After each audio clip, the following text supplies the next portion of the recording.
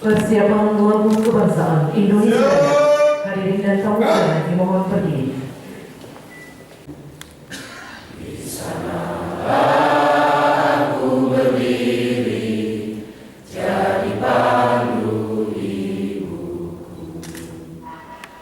Dengan mengucapkan Bismillahirrahmanirrahim, acara pelantikan dan serah terima jabatan struktural dan kepala sekolah di lingkungan pemerintah Kabupaten Aceh Tengah Senin 18 April 2016 segera kita mulai.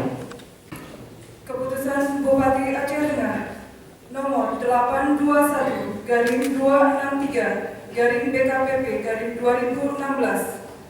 Bupati Aceh Tengah menimbang 1.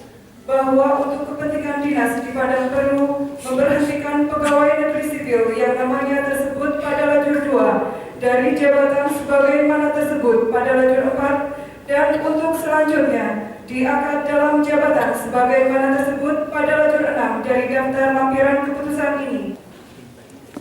Hari ini kembali kita melakukan evaluasi kinerja aparatur daerah dalam bentuk mutasi jabatan. Hari ini juga kita saksikan ada pejabat mendapat penugasan di jabatan yang baru dan memiliki beban lebih berat.